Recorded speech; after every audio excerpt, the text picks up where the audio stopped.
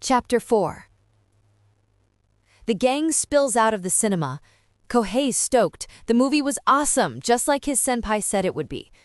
Akabane agrees, pointing out the quality scenes, character designs, and the little details in the setting. Kohei, still grinning, thinks about how cool it was to watch the movie with Akabane. But then Yuzuka, all excited, cuts into his thoughts. While the girls chat animatedly about the film, Kohei sighs.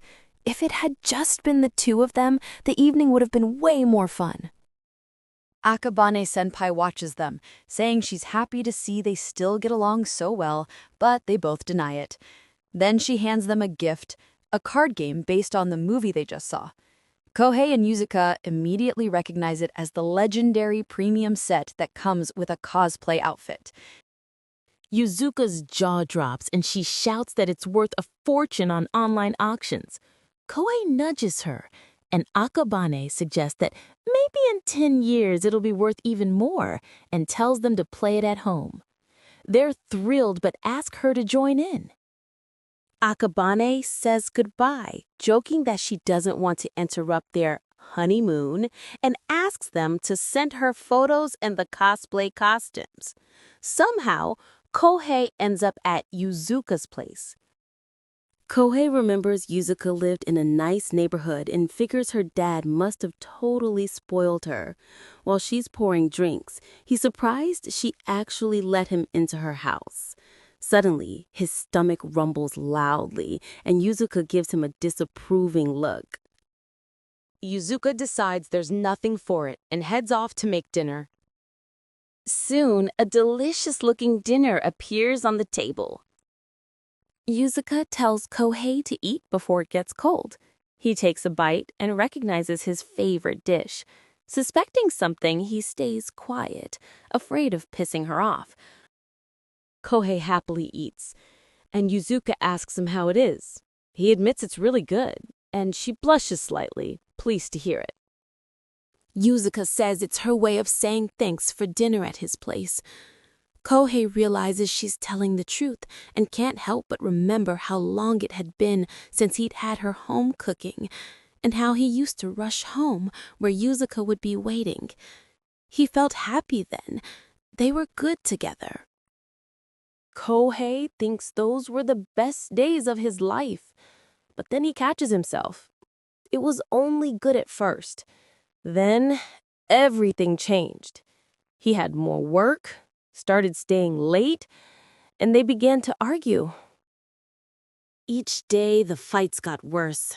Work was exhausting, and at home, he was met with complaints. And yet, Yuzuka always cooked dinner. Maybe all this time, she was just worried about him.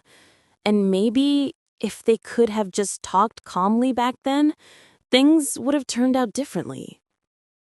After tidying up the kitchen, they decide to play a game with a wager. The loser has to grant a wish. Kohei, feeling playful, suggests if Yuzuka loses, she has to wear the cosplay costume. Yuzuka is shocked. Yuzuka refuses, but Kohei reminds her about her old desire to try cosplay. After a pause, she agrees, adding, if he loses, he has to wear the cosplay himself. The game begins. Kohei, clutching his cards, decides, now he definitely can't let her win. Kohei flips the deciding card and, jumping for joy, shouts about his victory. Yuzuka lost. He's triumphant, declaring that it's impossible to beat him, an experienced player since elementary school, and tells her to fulfill her end of the bargain. Yuzuka has to change.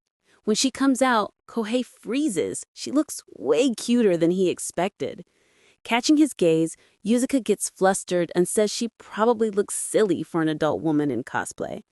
But Kohei, unable to tear his eyes away, replies that it really suits her. Yuzuka, embarrassed, shouts that it's too awkward and throws a pillow at Kohei, who's a little taken aback. Later, tired, she falls asleep right in her outfit. Kohei looks at the sleeping Yuzuka and thinks she's too trusting, even though he's her ex-husband. His heart starts pounding. Watching her, Kohei hears her apologize in her sleep. It crosses his mind that she might be dreaming about one of their past arguments. He covers her with a blanket and whispers that he should be the one apologizing. Night falls and soon Yuzuka wakes up. Kohei glances at his watch and says it's already 10 o'clock and he should head home. He thanks her for dinner and walks towards the door.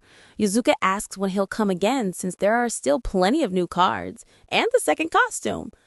Kohei looks at her and reminds her they're divorced, asking if their interactions don't seem strange to her. She looks down and admits there's still something about him that annoys her. But still, she holds out her hand, suggesting they try to stay friends. After all, things aren't as bad now as they used to be. He looks at her. Maybe as a married couple, they failed. But as friends, they still have a chance. Kohei agrees and shakes her hand, but jokingly adds that she might fall in love with him again.